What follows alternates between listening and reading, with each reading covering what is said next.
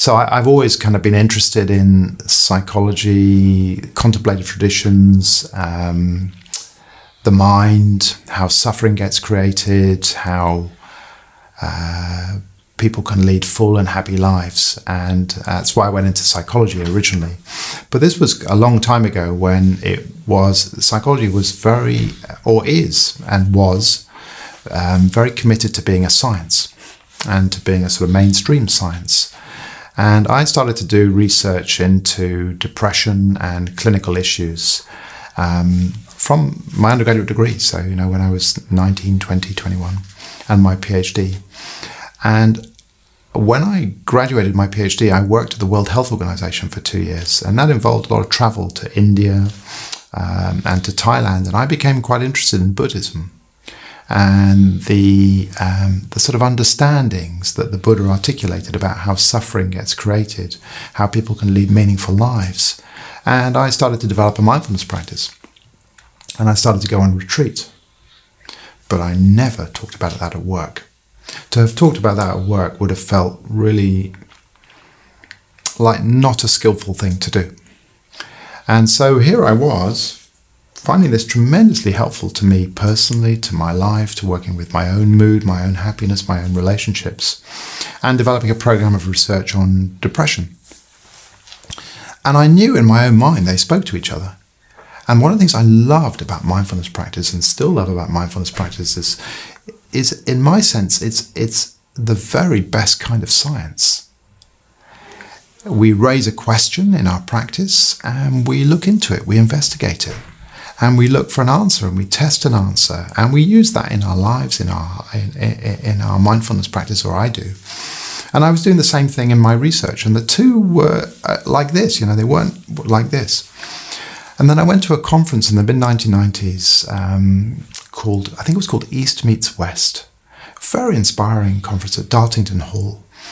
And Francisco Varela was there, the late Francisco Varela was there, John Kabat-Zinn was there, John Teasdale was there, Guy Claxton was there, Stephen Batchelor. These are scientists and Buddhist scholars and Buddhist teachers, and they were in dialogue with each other. It was extraordinary to see this dialogue. And actually every day started with mindfulness practice. I'd never been anywhere where that even was a possibility. Science conferences were science conferences and retreat centres were retreat centres. And John Teasdale, who I knew a little bit, took me to the bar and said, Willem, you're a good, promising young depression researcher and you seem to be interested in mindfulness. We're developing this new treatment, which is mindfulness depression. What have you thought about doing research in this area? And it felt, friends of mine who are gay talking about coming out, it felt like a sort of coming out. Here's something that's very important to me personally, and here's my work, which is also very important to me. And it was a way of them coming together. So they've always been there as two kind of strands, and that kind of moment at that conference was the confluence of the two coming together. And I find it still tremendously rewarding to sit with conundrums at all stages of the science in my practice. A question, so a kind of scientific question, to sit with that in my practice and let it come to mind, all the way through to the other end of the pipeline. We've now got a finding. So we had a finding last year which we published in The Lancet. And if I'm really honest with you, the finding did not come out the way we'd hypothesized or hoped. And I had to sit for a long time with that to think about a skillful way of communicating that, a way that communicated that kind of honoured the science and the integrity of the science, honoured the patients that had taken part in the science, honoured the larger field of work that had gone on. And actually my mindfulness practice was really helpful to me in that. And that particular paper actually got a lot of media coverage and a lot of backlash on social media. So there were people who were in the mindfulness world who were saying, it was a study that compared mindfulness-based cognitive therapy with maintenance antidepressants. And the media covered it in a way that actually all three possibilities were the truth.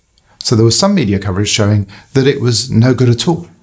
Some showing it was better than medication, and some showing that what it actually showed was we set out to ask, was it better than medication? We didn't find that, but it interpreted in the broader field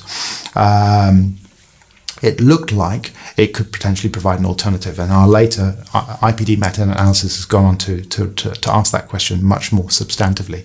But I do think there is something about science, personal inquiry, and finding value in our work that when these come together, it means that I get up in the morning and I feel I'm such a lucky man to do the work and have the life that I have. So I'm an early riser. My alarm goes off quite early in the morning, and a couple of hours before my kids wake up or my family wake up, and I go downstairs and make a cup of coffee and I get the mat out and I try to sit. So I have a sitting practice. My life just this last 18 months since moving to Oxford has been very full, so it's not been as much as I would have liked. But in an ideal world, so I'll sit most days for a period of time and try to just to settle the attention and set an intention for the day. That's my kind of daily practice. When my life becomes, if my life becomes a little more less time pressured, I would also include some qigong in that as well, some mindful movement. And then I like to keep it alive and play with different practices, equanimity practices, joy practices, compassion practices. So to actually, link it to something that I'm studying in a sutta that I'm studying or a theme that I'm exploring. So to keep it fresh and to keep it alive. I try to go on at least one retreat a year. And I find that tremendously nourishing, something about kind of coming back and settling and resetting. And I find that kind of resetting and nourishment carries me forwards for the rest of the year as well. I think that's such an interesting distinction that we make between formal and informal practices. My own view is that when people have started to practice, that distinction falls away. It feels like there's a sort of seismic shift that goes on in the mind, whereby it's no longer possible to relate in an old way to experience, that actually all experience is met with a bit more sensitivity, a bit more awareness, a bit more recognition, a bit more friendliness. I think since I've developed a mindfulness practice in a sustained way, I think it's fair to say I relate to all of my life differently. But there are, of course, things that I do. I do try as best I can to really savour the world I live in. The people around me, the physical environment. I live in Oxford. This is quite difficult to do, I have to say. Oxford is a beautiful city. The people here are beautiful. They're bright, they're vulnerable, they're intelligent, they're fragile. So to savour Oxford is almost paralysing because you have to stop all the time to take in the beauty, to take in the people. But that's a good problem to have, right? That's a good problem to have. I think one other thing I do, which I do think is very important to me personally, because I have a full life and a full job, is I try to unplug one day a week. So for one day out of 7, I will not go online, not go on email. And so as best I can, just to use that day. And I do find that really, as I approach that day, I feel more plugged in and wired. And after that day, I feel like much more alive and engaged. And so I find that for me is a very important practice. And I do that on my vacation with my family every year as well. I unplug for that period of time as best I can from email and so on.